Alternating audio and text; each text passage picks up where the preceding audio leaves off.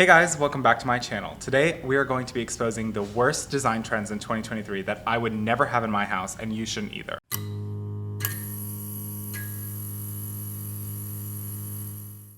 Alright, let's start with these fucking Instagram sofas that for some reason have taken over the world of social media. The Mario Bellini sofa and the Cloud Couch have seemed to make their way into every influencer's home, and the reality is you do not need it. Listen to what I am saying. Do not fall for the trend. Even the replicas of these sofas are outrageously expensive, and honestly, they're so trendy, and yes, they are an iconic piece, but the trend is gonna go away, and that iconic piece is no longer gonna be in demand. So do not go for them. Instead, I would opt for something like this or this, which are pieces that will withstand the trends, and you can incorporate them in your style for years to come. They're a much smarter investment, and in 2023, with this fucking recession, we do not have the ability to be wasting any coins. Next on the chopping block is mass-produced art. If you have been following me on any of my social media platforms, you know that I am a huge advocate for small artists and local artists. I hate the idea of mass-produced art. Something that takes away the idea of what art actually is makes no sense to me. Art is supposed to be unique. It's supposed to be handmade. It's supposed to be one of a kind. And if you can walk into a big box store and find 10 of them on a shelf, do not buy it. That is not going to add any personality or life into your space. It's actually going to subtract from your space and do the opposite of what art is supposed to do. Not to mention that it completely takes away from the people in this world who pour their heart and soul into their work and create stunning pieces of art, and those kinds of pieces are the pieces that you need in your space. Instead of going to the big box store, I would opt for finding artists on Etsy or local flea markets or local art shows and really investing in something that you personally love and really speaks to you as an individual. You're gonna love looking at that piece every single day as compared to something that your neighbor also has hanging above their sofa. All right, the next one is gonna hurt some of your feelings, but fast furniture. Fast furniture acts the same way as fast fashion. It is bad for the environment, it is made out of cheap materials, and it is not sustainably sourced. It is a terrible idea for your space, no matter whether it's your first apartment or a mega mansion that you moved in your mid-50s. It is a bad idea and a bad investment.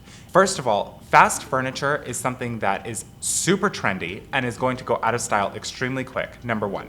Number two, they try to throw celebrity names on them to make them seem like they're higher end than they actually are. But in reality, I don't care how big of a Sofia Vergara fan you are, that furniture collection is not gonna withstand anything, and I assure you, Sofia Vergara does not have her collection in her house. Chances are, if you can furnish your entire space for $499, and on top of that, they throw in free delivery and a free 65-inch TV, the deal is too good to be true, and that piece of furniture is a piece of crap. Let's play a game. I'm gonna say a couple of keywords, and I really want you to think what fabric this reminds you of. Dust, dog bed, termites, roach eggs, lint, ticks, hair, dirt. Do any of those ring a bell? Yeah, I'm talking about Boucle. Boucle fabric needs to fucking go. For some reason, this fabric has managed to make its way onto every single piece of furniture, from ottomans to dining chairs to full-on sofas and beds.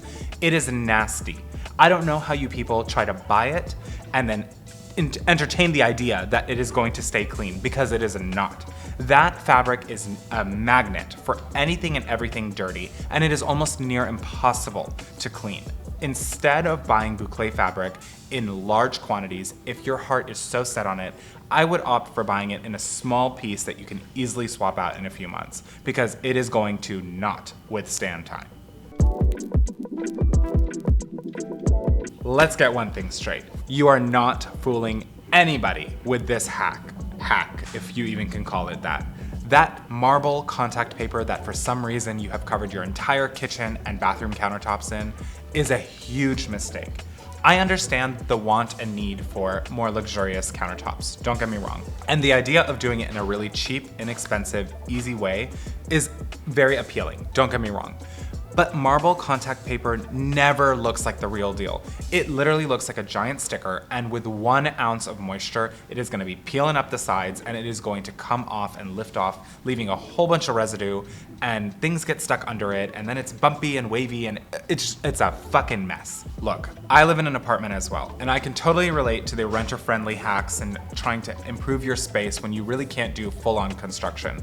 But trust me when I say that there are better alternatives to spend your money on that will make a huge impact in your space and not even draw the eye to the ugly, hideous countertops that for some reason the apartment complex designers chose when they were building the space.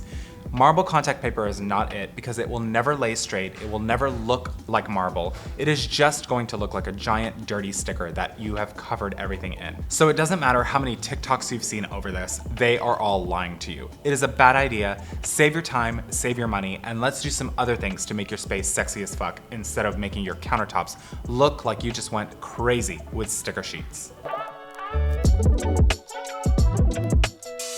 For the sake of your space, I hope you listen to my tips and tricks because these things are things that you really need to just, if you see them, run in the opposite direction.